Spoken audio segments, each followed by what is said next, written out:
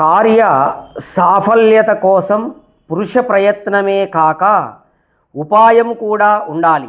చూడండి, వాత్సాయన మహర్షి కార్యము మనము సాధించుకోవాలంటే కేవలం ప్రయత్నం ఒకటే కాదు, ఉపాయం కూడా ఉండాలి అని చెప్పేసి తెలియజేస్తున్నాడు. పురుషాకార పూర్వ కథాతృస్వ ప్రవృత్తీనముపాయ ప్రత్యయ, వాత్సాయన మహర్షి చెప్పినటువంటిది. లోకములో ప్రతి పని మానవ ప్రయత్నంపైనే ఆధారపడి ఉంది. ప్రయత్నం లేకుండా ఏ పని కాదు. ఆ ప్రయత్నానికి కూడా ఏదో ఒక ఉపాయం, ఏదో ఒక మార్గం ఉంటే తప్ప అది ఫలప్రదం కాదు. అందుచేత ఏ పనికైనా ఉపాయం, అంటే ఏ విధంగా పని చేస్తే ఒక పని సఫలమవుతుందో ఆ జ్ఞానము కలిగి ఉండడాన్నే ఉపాయం అంటారు. ముఖ్యం.